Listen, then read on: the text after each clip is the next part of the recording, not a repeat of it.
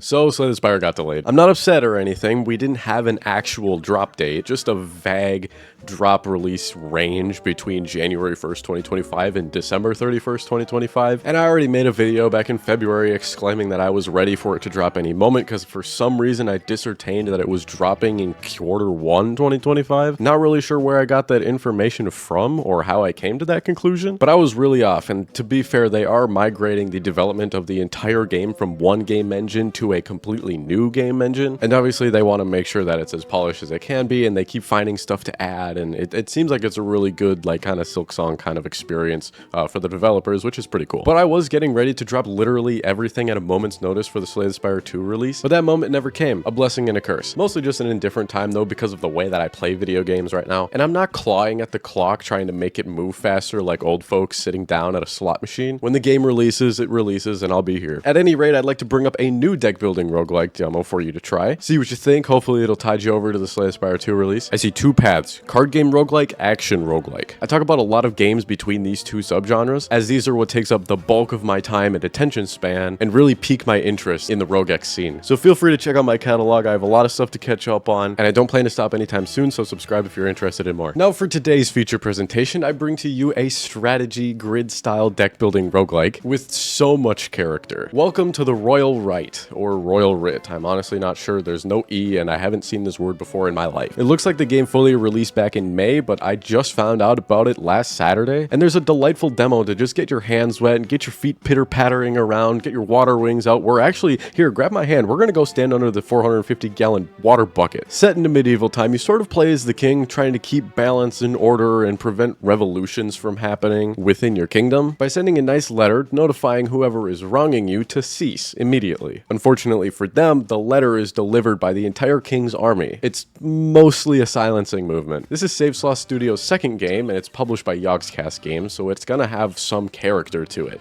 and some is an understatement here. Yogscast Games definitely no stranger to roguex games, and Savesloss Studios polishing up their work with a beautifully stylized creation that really drives a story forward in no way that I've really experienced playing a smaller indie roguelike deck builder. First off, the story is completely disableable. I think you need to be some certain level of monster to disable this small amount of story that there is, because it really nicely sprinkles it in, and without it, you're missing so much character of the game. This game is just full. I don't even know of what, it's just full. It's not like the game is throwing you story at every single waking moment, or, you know, in between every card play, or after every single combat encounter. There's just some comic panel styled cutscenes that happen before and after each act, and mostly just for that initial run. Granted, I've only played the demo so far, so I'm guessing it gets a lot more in-depth with the full version. However, I will admit I'm typically the guy to skip a cutscene, but I see legitimately zero reason to do so here. It's just a really cool feature, and I felt the need to shout it out. Also, there's a button to just reset the story, which was perfect for allowing me to get clips like this. And I'm really not sure if this is story or actual world building, so we're gonna go with world building. It's kind of sprinkled in the same way that flavor text is at the bottom of a trading card. That's really the best way I can describe it while keeping it simple and still unique, because that's exactly what this game is. The story actually made me exhale out of my nostrils. The humor is simple, and it plays into a little bit of physical comedy, specifically in this one scene where the king declares that they're going to send out a letter to someone who's rumored to be starting a revolution. Then you see an entire army who's headed out on a crusade. I may be just filling in blanks and making stuff up here on my own, but that's the great mark of world building, and I love it. There's a lot of stuff in such a small package, because a lot of world building just happens while you're playing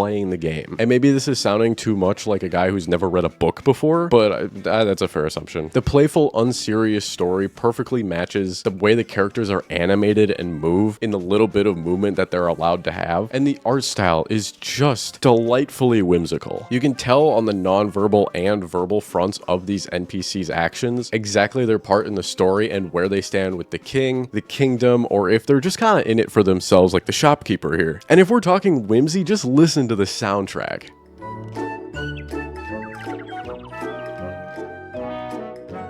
And just look at the victory screen, which can even change dynamically based on the units you used and who you're detaining. Let's get even more into the unserious whimsy of Royal Writ. The map and nodes are laid out similar to a specific game we all know and love. But these event tiles differ between sacrifices, the dentist, wheel spins, horse betting, and being showered with gifts by a blissfully ignorant, unaware, but very loyal follower. We can also hop into the shop to buy units, buy relics, find rescue encounters, which is a really cool way to unlock new cards. I actually really like this method because you actually have to get lucky enough to find the rescue, and it's more of a challenging node than other regular battles. There's a good number of units locked up this way, and the battle is limited but challenging, but you forever unlock that unit once the run is over. Anyway, it's been playing in the background here for most of the video, but if you're still wondering how the actual combat works, there's rows and there's columns, and then there's units that you get to place on the leftmost column. Each turn they move one to the right. There are cards and units that possibly change the rate at which they move. There's traps on the field, there's buffs on the field, and they can all change which units you place where. Each column has additives from left to right, so +1, +2, +3, +4, +5. If the unit moves all the way to the right, ends turn, goes into enemy territory, they're dead, they're gone, you just killed your most loyal follower, you sent them into the battles that you know they were gonna lose. It's all your fault, there's no getting them back unless you find a gravedigger to go dig them up, which is a real thing, I'm not just saying that. Some units have blue numbers, some units have red numbers. Blue is just a basic number, red is the multiplier, so if you have a blue unit that's doing 2, if you have a multiplier, a red unit that's also doing 2,